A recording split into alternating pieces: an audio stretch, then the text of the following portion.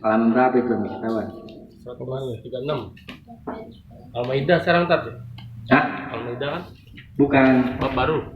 Bukan, belum. Masih kan? Yang kemarin telah berkata Asy-Sya'bi. Oh, hadis. Iya. Al-Maidah bukannya yang belum? Al-Maidah yang mana? Belum, masih 2 lagi nih. 2 hadis lagi. Al-Maidah 50. Belum. Ya udah tuh. Kita mulai dulu. A'udzubillahi minasyaitonir rajim. Bismillahirrahmanirrahim. Assalamualaikum warahmatullahi wabarakatuh. Waalaikumsalam warahmatullahi wabarakatuh. Kita lanjutkan kajian tauhid. Coba dibaca ini. Asy-Sya'bi menuturkan pernah terjadi pertengkaran antara orang munafik dan seorang Yahudi. Berkatalah orang Yahudi itu, mari kita berhakim kepada Muhammad, karena ia mengerti bahwa beliau tidak mengambil riswah atau sogok. Sedangkan orang munafik itu berkata, mari kita berhakim kepada orang-orang Yahudi, karena ia tahu bahwa mereka mau menerima riswah. Maka bersepakatlah keduanya untuk datang berhakim kepada seorang dukun di Juhaina. Lalu turunlah ayat, A'udzubillahi minasyaitonirrajim. Alam taro ilal ladzina yaz'umun. Alam taro ilal ladzina yaz'umun. Tidakkah kamu memperhatikan orang-orang yang mengaku? Ya, betul gitu dulu. Kita ulangi. Waqala Sya'bi, dan Asy-Sya'bi ini adalah seorang tabi'in. Tabi'in itu orang yang bertemu dengan sahabat, mati hidup dalam keadaan Islam dan mati dalam keadaan Islam. Ya, di bawah sahabat adalah tabi'in. Tabi'in tidak bertemu dengan Nabi. Ya. Di bawahnya tabi'in, tabi'in. Ya.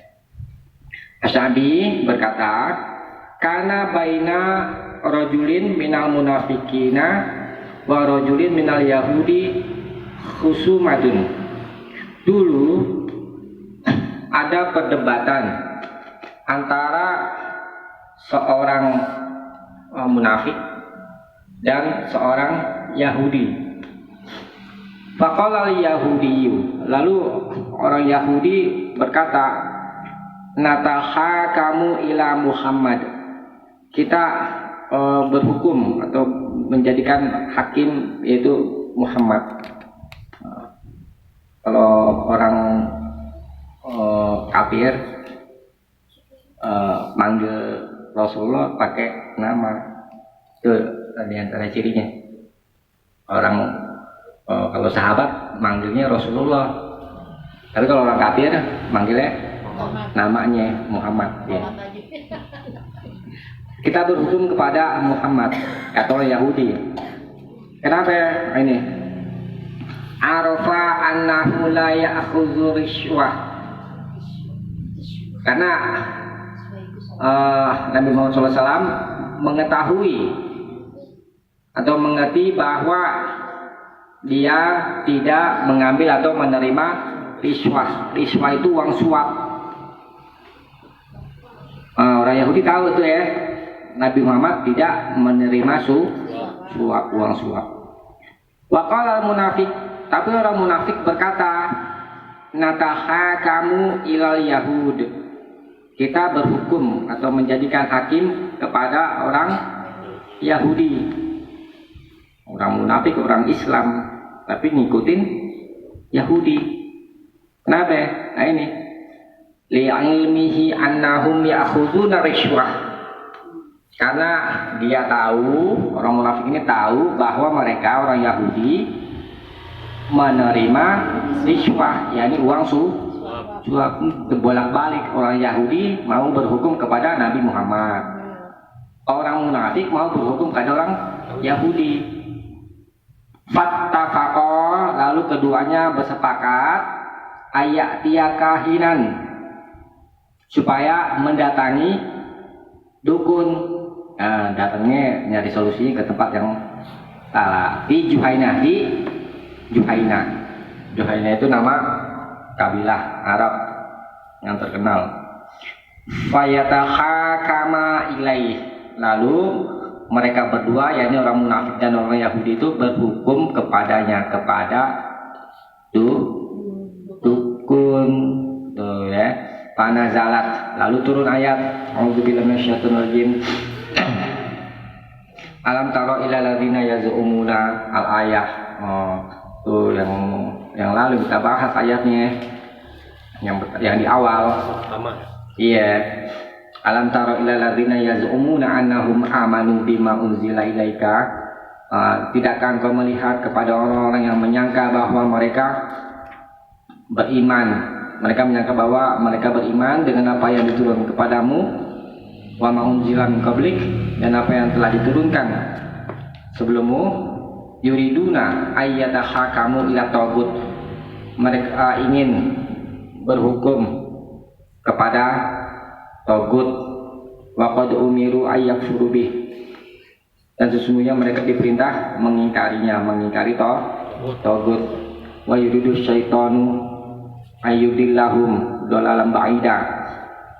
Lalu dan setan ingin menyesatkan mereka dengan kesesatan yang jauh, al-ayat dan seterusnya.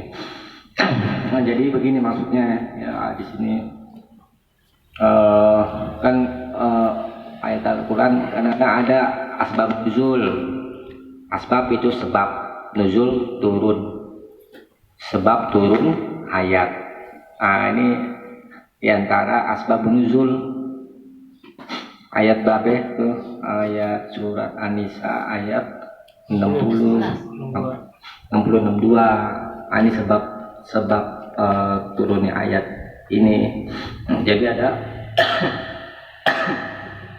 orang munafik berdebat dengan orang Yahudi.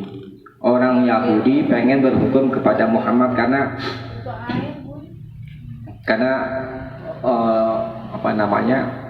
orang Yahudi itu tahu bahwa Nabi Muhammad SAW tidak menerima riswah, ya, uang suap. Tapi heran tuh orang munafik nggak mau berhukum kepada Nabi Muhammad, malah berhukum ke siapa? Kepada Yahudi, nggak ke Yahudi dulu. Kenapa orang munafik ini berhukum kepada Yahudi? Karena orang munafik ini tahu orang Yahudi itu menerima uang suap. Suap menyuap risalahnya Yahudi. Jadi kalau siapa aja orang yang menerima suap, yaitu berhukumnya kepada hukum Yahudi.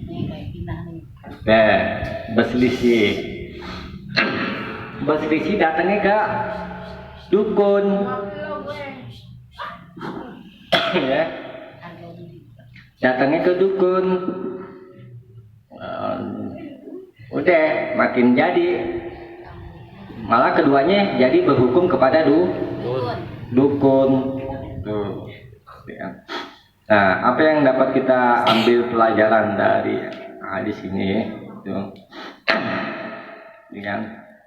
Satu, pertama, riswah itu dilarang. Riswah itu uang suap. Suap gimana itu? Ini sama aja. Apa? Sama aja. Kan uang apa yang haram itu tidak boleh diambil. Itu tidak boleh diterima. Ada kaidahnya. Terus baru ngambil. Nyolong. Nggak boleh. Ya. Satu, riswah atau uang suap itu dilarang. Kemudian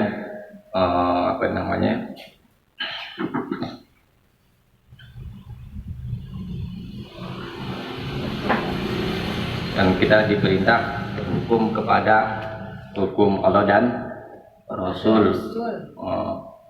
Kalau berhukum kepada selain hukum Allah, namanya juga berhukum kepada Togut. Togut apa saja yang disembah selain Allah disebut Togut. Dengan dari sini tersingkap sifat orang munafik, ya. Sifat orang munafik, kan? Itu mereka itu lebih jahat daripada orang Yahudi. Ya kan? Orang Yahudi aja masih ada keinginan mau berhukum kepada Nabi Muhammad. Sallallahu Alaihi Wasallam. Iya. Kenapa yang mau ikut? Karena nggak nerima uang suap. Nah anehnya itu orang munafik yang udah masuk Islam, ya kan? Islam secara lahir, tapi batinnya kafir. Nah kecenderungannya malah mau menerima suap. Nah, itu. Jadi kalau ada dari diri kita kalau ada kecenderungan kepada perbuatan jahat, nah itu hati-hati. Boleh jadi ada penyakit nifak. Tuh, kan? Kalau ada kecenderungan dalam diri kita kepada perbuatan jahat atau buruk, itu boleh jadi ada penyakit nifak, penyakit hati. Kan?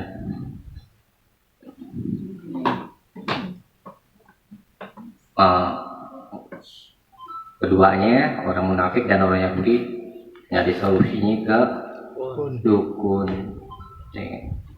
Dukun disebut orang pintar ya kalau kita ya. Berarti yang datang orang bodoh. Iya. Nah ini Nabi melaknat orang yang memberi suap dan yang menerima suap sama aja.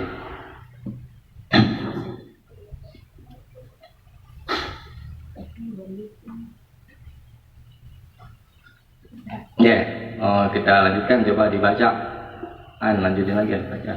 Bawahnya. Dikatakan pula bahwa ayat di atas diturunkan berkenaan dengan dua orang yang bertengkar. Salah seorang mengatakan, mari kita bersama-sama mengadukan kepada Nabi Muhammad SAW. Sedangkan yang lainnya mengatakan kepada Ka'ab al-Ashraf. Kemudian keduanya mengadukan perkara mereka kepada Umar.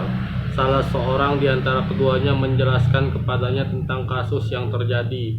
Lalu Umar bertanya kepada orang yang tidak rela dengan keputusan Rasulullah SAW, benarkah demikian? Ia menjawab, ya. Akhirnya dihukumlah orang itu oleh Umar dengan dipancung menggunakan pedang. Ya. Wakilah dan ada yang berkata, nazalat telah turun. Maksud ayatan tadi itu turunnya dengan sebab ini. Fi rajulaini ikhtasoma, tentang dua orang laki-laki yang bertengkar, berselisih. Faqala ahaduhuma, lalu seorang dari antara keduanya berkata, nataro fa'u ilan nabi sallallahu alaihi wasallam. Kita saling lapor ke Nabi sallallahu alaihi wasallam. Waqala al-akharu, lalu yang lain berkata, ila Ka'ab al-Ashraf. Kita lapor ke Ka'ab bin al-Ashraf. Maksudnya Ka'ab bin al-Ashraf ini orang Yahudi yang sangat permusuhannya kepada Nabi. Kan? Summa tarafa'a ila Umar. Kemudian keduanya lapor ke Umar. Kan? Fadzakara lahu ahaduhumal qissah. Lalu seorang di antara keduanya menyebutkan kisah itu, cerita itu kepada Umar. Faqala, lalu Umar berkata, illadzi lam yarda bi Rasulillah. Berkata kepada orang yang tidak ridho dengan Rasulullah SAW.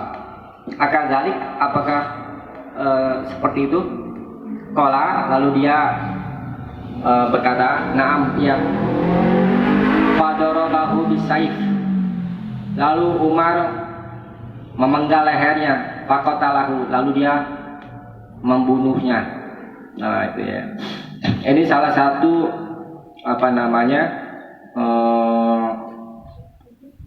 asbabun nuzul ayat yang tadi ya. Jadi ada dua kisah ya kalau dari hadis ini tadi kita baca.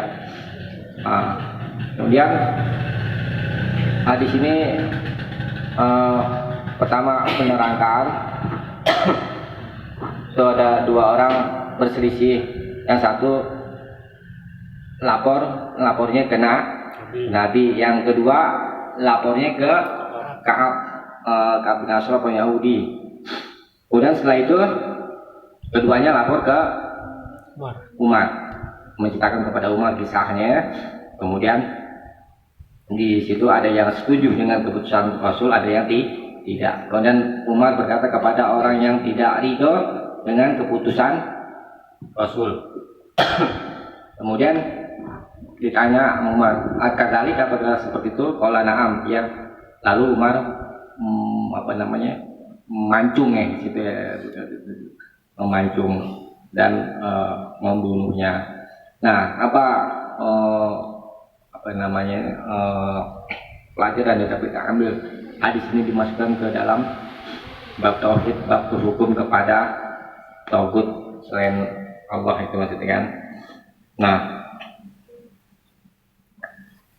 Umar membunuh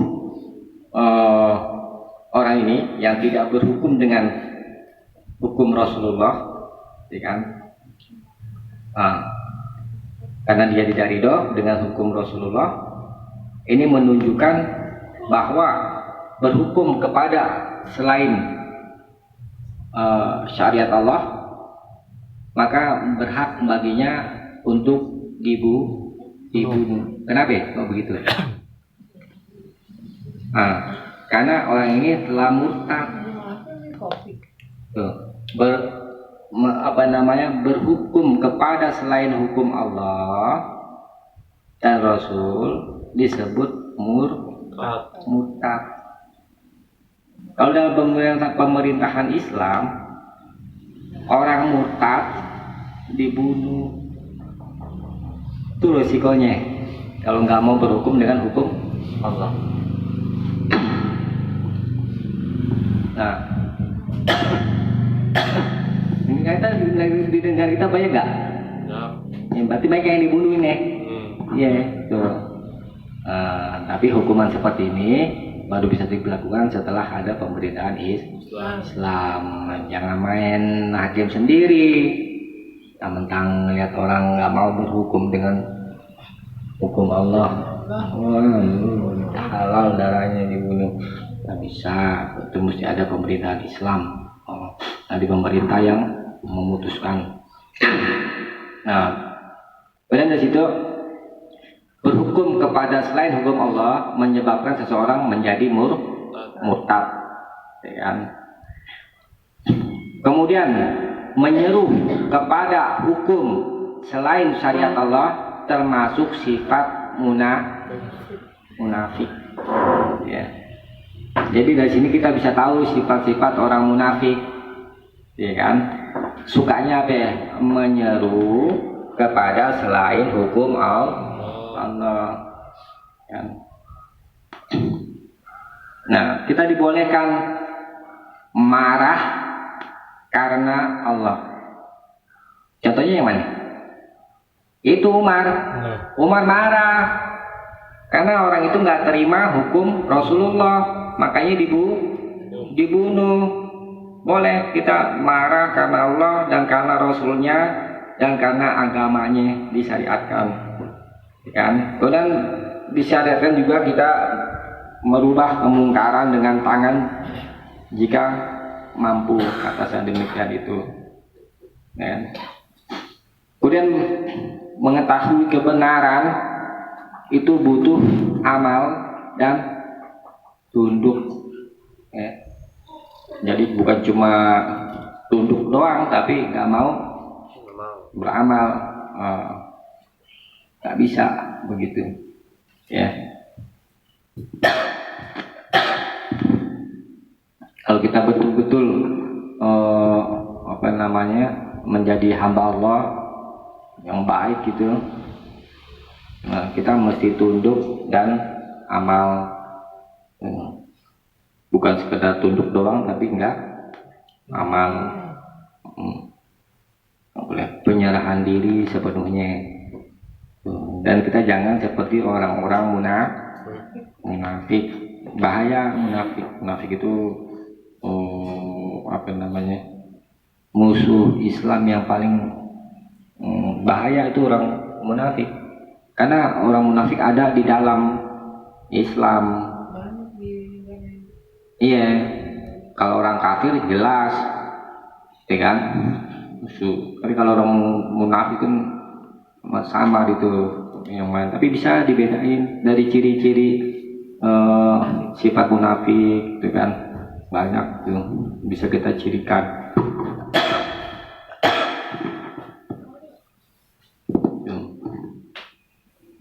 Suka menyeru kepada kejahatan, keburukan, mencegah orang dari berbuat baik. Itu jadi orang munafik. Kalau ngomong jago, kalau ngomong orang munafik. Tetapi omongannya nggak dipakai. Di Al-Quran disuruh munafik itu. Karena khusyubu musannadah. Perkataan mereka itu seperti kayu-kayu yang disandarkan. Kayu yang disandar itu nggak digunain. Kalau kayu yang digunakan tuh dia jadiin atap, pintu dan yang lain-lain. Tapi omongan mereka itu seperti kayu yang disandarin, nggak dipakai, nggak ada gunanya. Itu.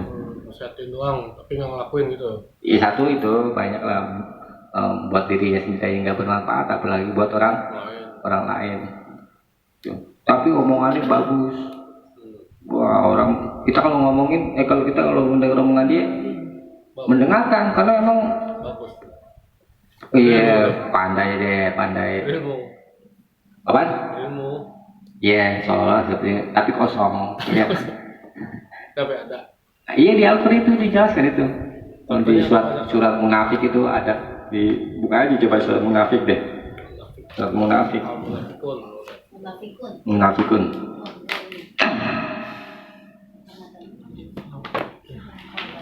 Surat berapa? Bentar. Oke, sambil. Iya. Nah, surat munafikun ayat ini ayat 4. Surat berapa? Ayat 4. Surat munafik. Munafik jawaban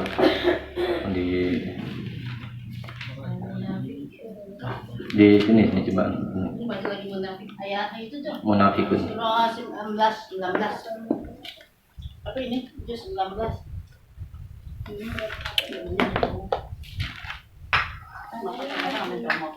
Ini. Ayat 19. Ini ayat 4. Coba baca sampai sini nih kan. Berapa? A'udzu billahi minasy syaithanir rajim. Wa iza ra'aitahum tu'jibuka ajsamuhum wa in yaqulu tasma' liqaulihim ka'annahum khusyubum musannadah. Ya, habis itu liatin. Dan apabila engkau melihat mereka, tubuh mereka mengagumkanmu, dan jika mereka berkata, engkau mendengarkan tutur katanya. Mereka seakan-akan kayu yang tersandar. Udah. Itu wa idza ra'aitahum, apabila engkau melihat mereka, orang-orang munafik, tu'jibuka ajsamuhum, maka penampilan jasad-jasad mereka, maksudnya penampilan mereka itu menakjubkanmu, menjadikan kamu suka, ya. Wa iyaqulu, dan jika mereka berkata tasma' liqaulihim, maka engkau mendengarkan perkataan mereka. Ngomongnya bagus, ngomongnya fasih. Orang gampang orang bodoh itu gampang ikut, ya kan? Karena memang bisa mempengaruhi lisannya itu, omongannya seperti sihir, ya, bisa mempengaruhi orang, ya kan? Nah, orang yang kosong imannya, ya kan, kosong akalnya, bisa terpengaruh. Nah, kenapa ya mereka tuh bisa kok dikemas itu omongan sama mereka itu ya kan. Itu karena hatinya itu kosong dari iman dan akal mereka kosong dari paham dan ilmu. Nah, itu yang lalu sudah kita bahas. Orang munafik itu diadab sama Allah. Cara pandangnya itu yang benar dipandang salah, yang salah dipandang benar. Nah, itu makanya itu diumpamakan sama Allah tuh ka'annahum khusyubun musanadah, seolah-olah mereka itu adalah kayu-kayu yang disandarkan. Yaitu tadi saya jelaskan, kayu-kayu yang disandarkan itu nggak digunain, nggak kepake, apa namanya, omongannya tidak berguna.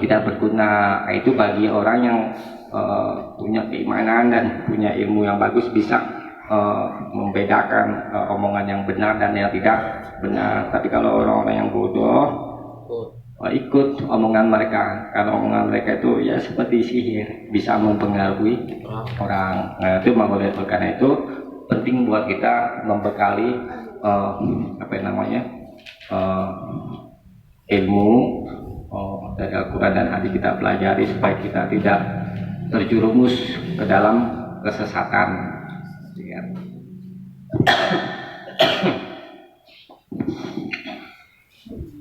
Ya. Insya Allah segitu dulu ya. Kita coba sampai sini, mudah-mudahan ada manfaatnya. Subhanakallahumma wa bihamdik, asyhadu an la ilaha illa anta, astaghfiruka wa atubu ilaik. Assalamualaikum warahmatullahi wabarakatuh. Waalaikumsalam warahmatullahi wabarakatuh. Selesai.